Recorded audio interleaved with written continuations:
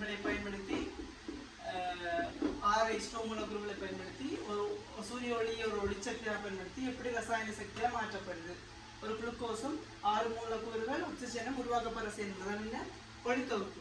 முதல்ல ஒளித்தொகுப்பு மேற்கொள்றது என்னென்னா நம்மள வந்து பச்சை தாவரங்கள், ரெண்டாவது வந்து அல்காக்கள், சில பாக்டீரியாக்கள், இப்போ சைன பாக்டீரியாக்கள் போன்ற பாக்டீரியாக்கள் வந்து என்ன செய்யும், இந்த ஒளித்தொகுப்பு செயல்முறையை மேற்கொள்ளும். ஸோ இந்த மூலப்பொருட்கள் எப்படி ஒரு தாவரத்துக்கு கிடைக்கும். ஒரு தாவர இலையை நோக்கிட்டீங்கன்னா தாவர இலையில உங்களுக்கு நடக்கும் கட்டாயம் அந்த இடத்துல வந்து உங்களுக்கு என்ன நடக்கும், ஒரு பச்சை மணி இருக்கும். பச்சை மணினால் ஒளித்தொகுப்பு நடக்கும்.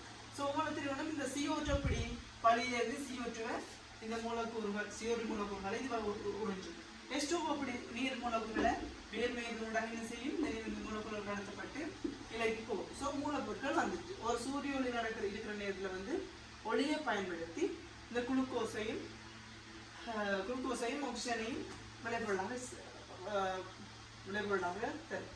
ஸோ இதில் வந்து 2 படி இருக்கும். ஒன்று ஒளித்தாக்கம், ஒன்று இருட்டாக்கம். அதாவது லைட் டிபெண்டன்ட் ரியாக்ஷன், அடுத்த வந்து கேல்வின் சைக்கிள் அல்லது லைட் இண்டிபெண்டன்ட் ரியாக்ஷன். இது நேரடியாக வந்து ஒளியில தங்கி இருக்கும்.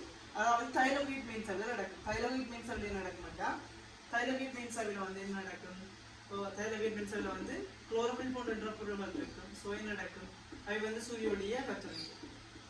சரிதானே, சூரிய ஒளியை கத்துறிஞ்சிக்க என்ன நடக்கும், ATP NADPH போன்ற ரசாயன பதார்த்தங்களை வந்து கன்வெர்ட் ஆகும்.